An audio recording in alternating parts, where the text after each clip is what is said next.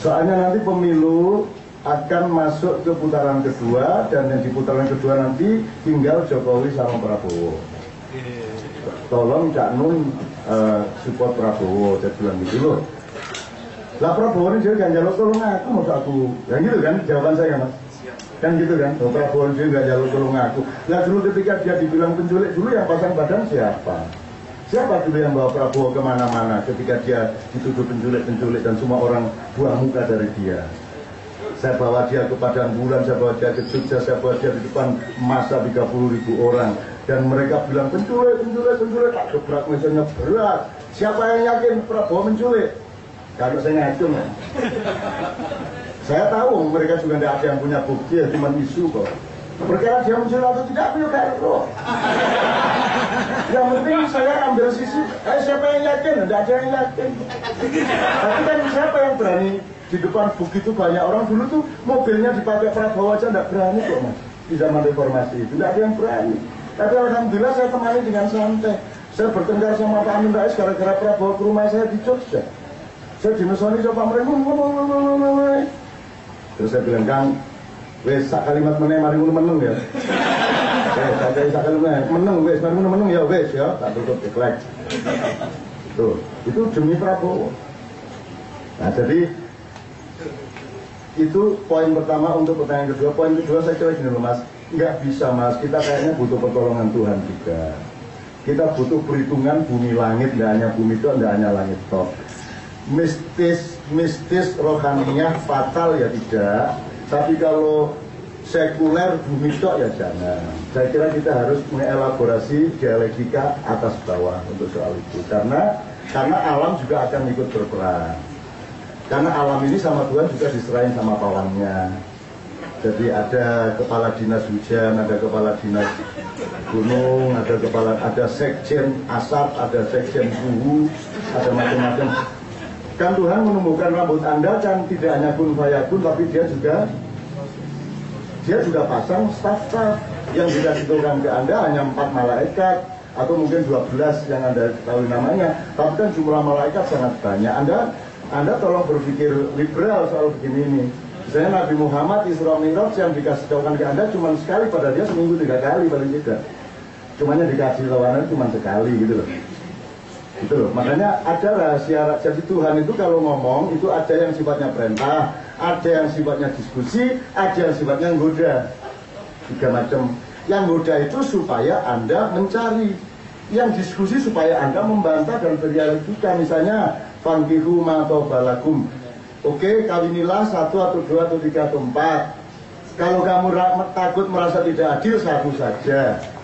Itu kan, itu 1 tahap. Nanti tiba-tiba Tuhan ngomong sebenarnya sih aslinya kamu gak akan pernah bisa adil. Dan itu kan, loh kenapa nggak sejak awal Tuhan bilang itu?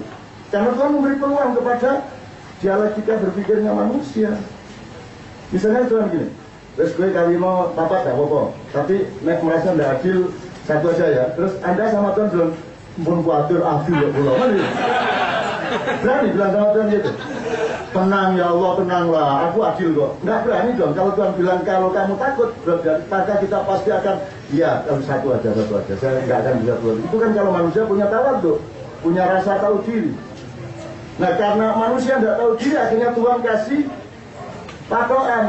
Karena sesungguhnya kamu tidak akan pernah bisa berbuat adil. Nah jadi mas, 2014 menurut saya sangat concern. Saya sangat concern dan saya akan melakukan apapun yang mampu saya lakukan untuk supaya Indonesia selamat. Gitu. Apapun saja. Dan untuk itu karena waktunya belum terlalu dekat untuk praktis, untuk politik praktis, saya masih mengelaborasi kemungkinan dimensi-dimensi yang berbeda. Saya masih taren-taren. Ini kan bukan pertanyaan, jadi cara dulu mas, pertanyaannya mas saja ya. Jadi itu kita elaborasi teman-teman sekalian. Saya ini penasehat SAR DIY mas, Search and Rescue. Jadi teman-teman satu kalau naik Gunung Merapi saya ikut.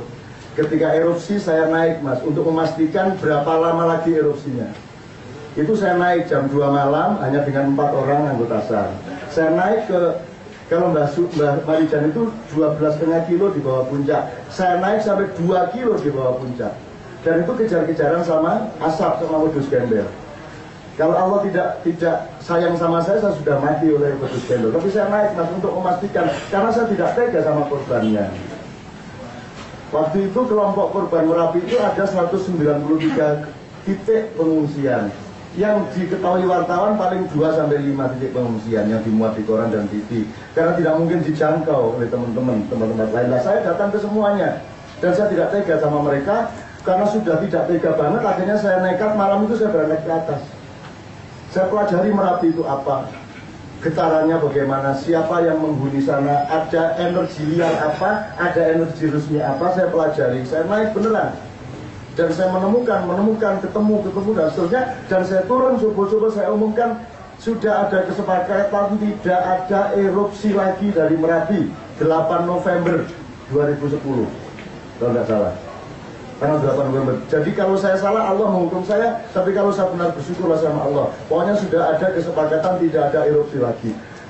Loh, kita umumkan loh Mas. Benar-benar saya umumkan dan itu nekat saya. Karena ya Allah saya tidak tega, justru gimana saya? Saya berani mengumumkan karena demi ketidaktegaan saya kepada manusia yang menjadi korban Merapi. Gitu ya Mas ya. Termasuk soal mitos Nyero gitu, saya ingin katakan sama Anda. Pada pertemuan di Keraton 2 tahun yang lalu, di mana seluruh raja-raja Nusantara yang satu segmen, jadi ini ada kumpulan Keraton Nusantara yang dibawa koordinasi Keraton Solo, Pangeran Gunarso almarhum, ada yang dibawa koordinasi Keraton Jogja.